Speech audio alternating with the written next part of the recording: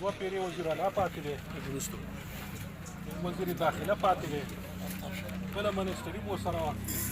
سکندر خان هم موجود دی، سینیر وزیر پاتې دی. په دې علاقه کې چې څومره کارونه دوی کړي دي او څومره خدمات دي د دوی ډېر لوی احسانات دي په موږ باندې چې موږ څه په دې مړي ژوندي کې شرکت کوي، زموږ ډېره تسلي کېږي. انشاءالله تعالی روان به هم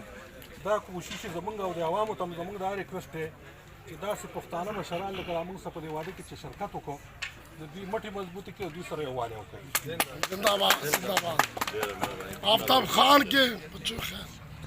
بسم الله. چې کوم دی زموږ سره په دې قومي وطن پارټۍ کې شمولیت وکړو، زموږ د مرکزي چیرمین د مخې او صوبایي سکندر حیات خان شرپور صوبایي چیرمین د مخې موږ سره د شمولیت وکړو. انشاءالله تعالی د جلسې ډیټ په موږ ته کوشش وکړو د نهې پر ورځ پریس کانفرنس کوي او دا به دلته موږ سره د جلسې ټیم مقرر کوي انشاءالله. اعوذ بالله من الشیطان الرجیم بسم الله الرحمن الرحیم. زه خپلو مشرانو ته هرکلی وایم په خیر علی ستړي مه شئ. زه ډیره شکریه ادا کوم د دې چې زموږ د دې علاقې د مړي ژوندي دپاره ډېر په احترام دوی راځي او خاص کر مشر خان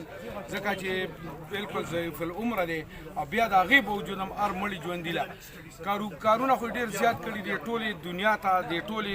علاقې ته د ټول پاکستان ته معلومات دی، دې کې څه شک نشته دی. خو بیا خاص کر لکه دا مړي ژوندي له چې راځي چې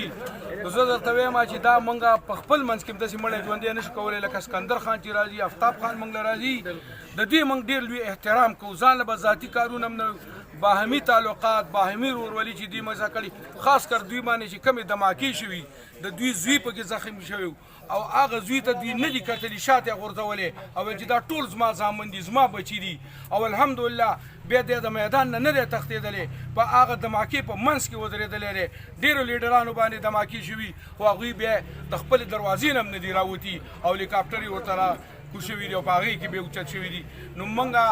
د پاره دا د غیرت نښه ده، دا د عزت نښه ده او انشاءالله چې زما کې صحیح او آفتاب خانی او بیا سکندر خانی زما د آخري دمه پورې د آخري ساه پورې